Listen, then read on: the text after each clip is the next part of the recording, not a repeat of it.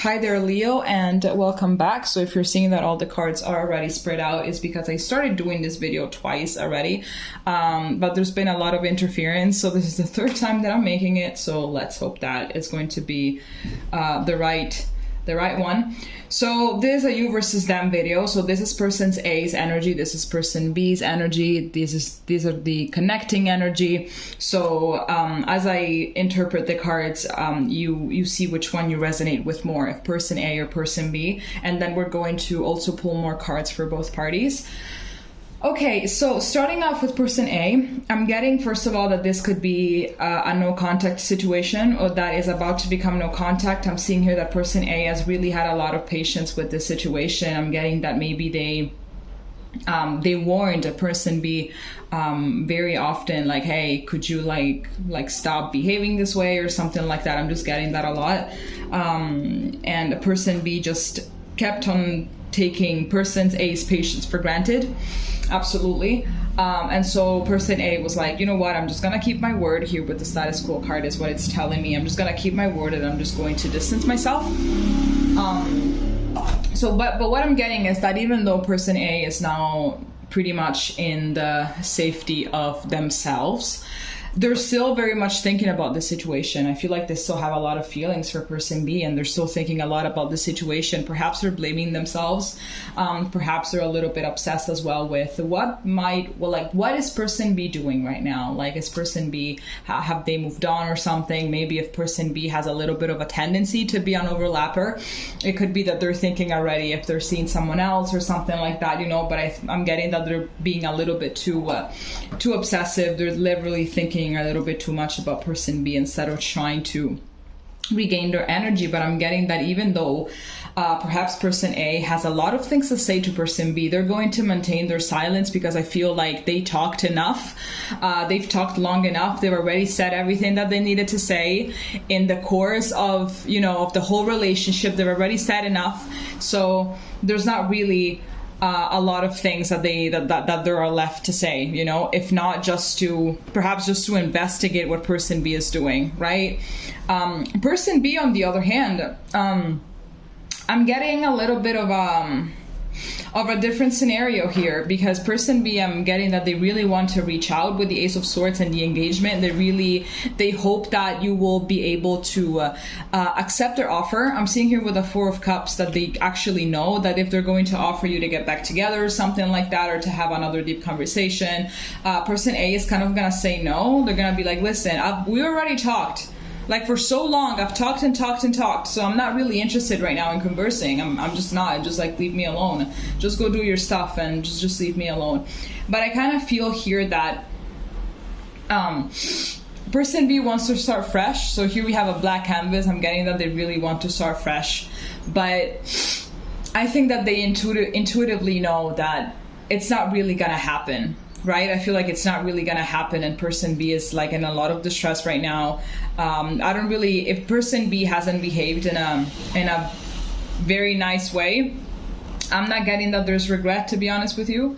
I'm not getting that, but I'm getting that they do feel as if they're going to miss a really good opportunity in case person A were to say no. But they really want to have this, you know, they really want to get back together. Maybe they want to get engaged. Actually, they want to get married or something, depending on whatever level you were commitment wise. They want to go a step higher.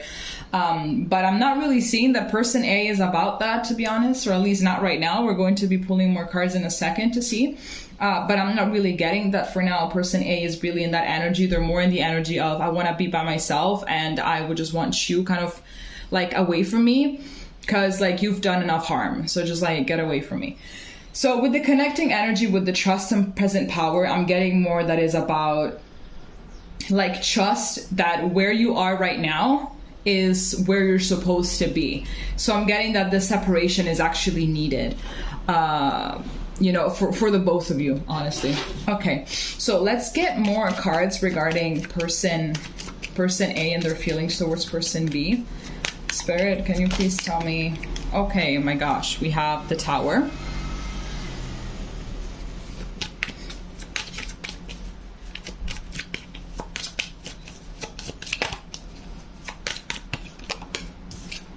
We have the Eight of Wands.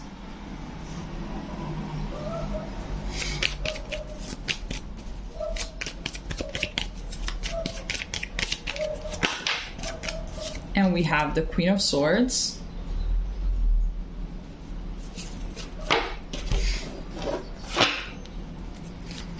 Okay, Spirit, what about person B's feelings and energy towards person A?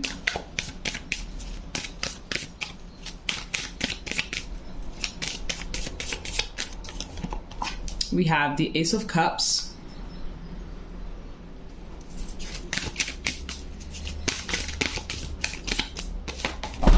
We have the Knight of Swords. I'm sorry about that. The wind is a little crazy and my windows are going crazy with it.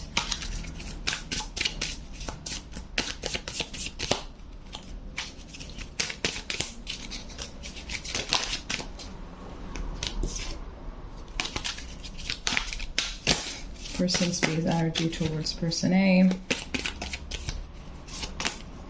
And here we have the Moon. Okay, so at the back of the deck for person B, we have the Seven of Wands. And at the back of the deck for person A, we have the Four of Wands. Okay, so what am I getting for person A? I'm getting that for person A, whatever it is that transpired between them and person B has really rocked their world, has really, really drained them to their core.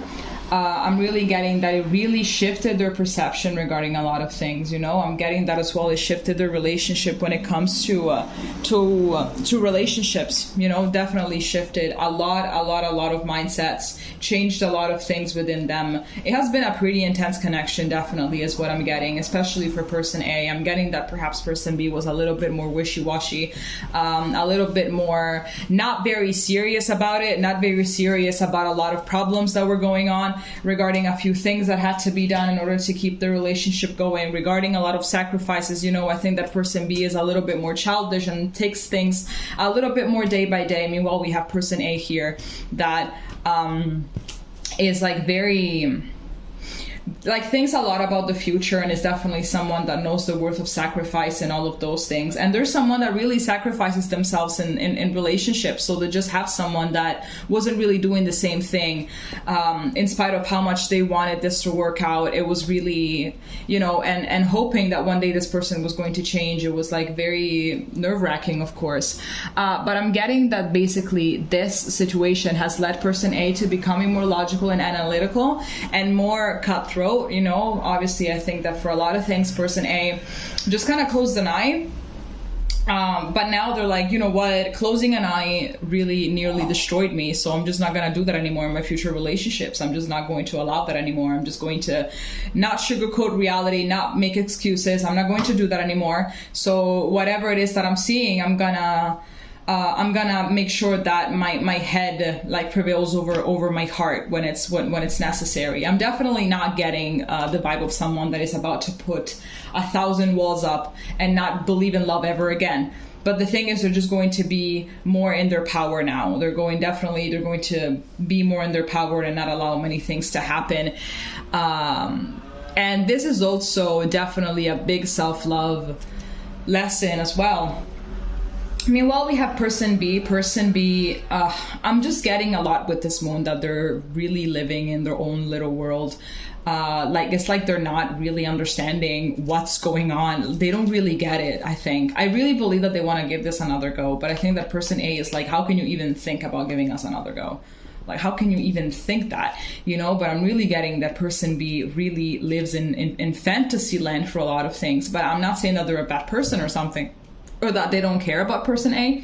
With this Ace of Cups, with this engagement, with this Nine of Swords, like they really, really have deep feelings, but they're just not really, they're not really all there mentally. Like they don't really have they don't have an analytical aspect. I'm getting a lot Peter Pan syndrome, so it could be that this person has Peter Pan syndrome, you know, and I'm getting that a lot.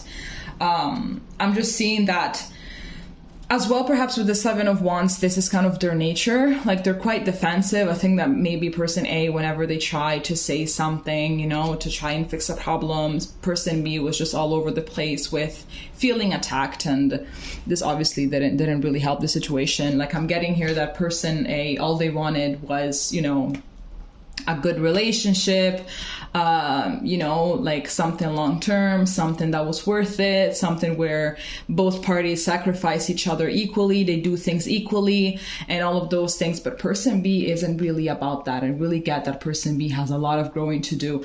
And I'm getting as well that in case, like, if this breakup has already happened, I'm getting that they're definitely going to come back and they're going to be spilling all of the love that they have for person A with this Knight of Swords, honestly.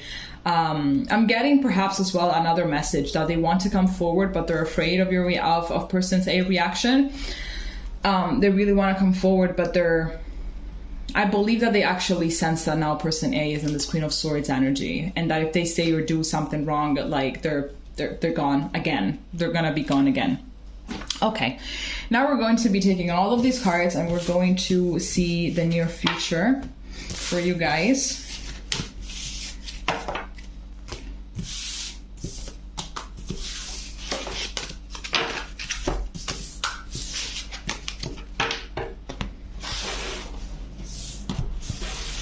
Okay.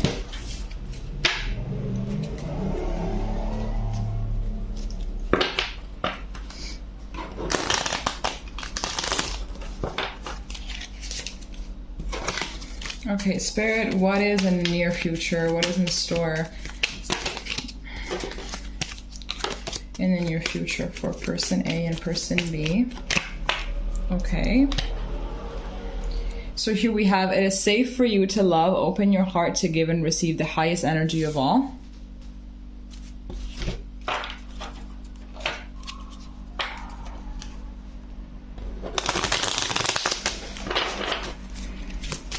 Spirit, what's going to happen in the near future between person A and person B?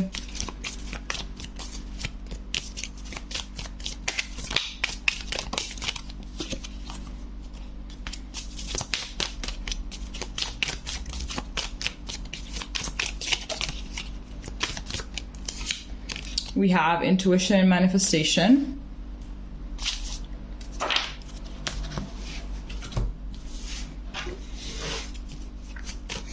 Spirit, what is going to be happening in the near future between person A and person B?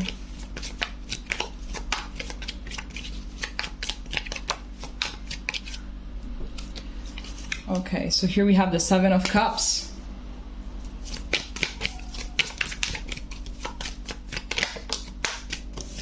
Here we have the Sun.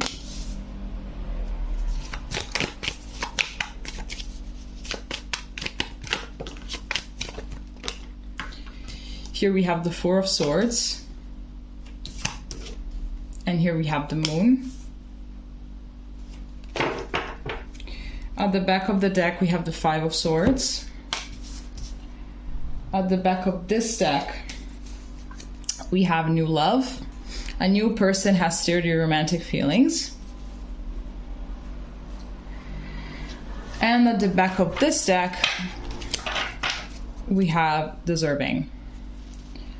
Okay, so I am getting that there's not really going to be much movement forward when it comes to this relationship, honestly, because with this Four of Swords, I'm getting that there is still going to be silence between the two of you. It could be as well that, you know, person B is going to be coming along, but person A is going to be like, get out of here, like, get out, go, don't even try it, get out. So then being again in no contact, so in silence, I'm getting a lot that there really has to be a lot of decisions to be made, and they have to be done with the intention of happiness and feeling tranquil, feeling at peace, feeling fulfilled, and all of those things, because I am getting that definitely there is this feeling of being defeated by this whole situation. And with this, it is safe for you to love. I'm just getting that perhaps person A, well, actually also person B, it's like, okay, you know what, like this relationship was like kind of a fiasco.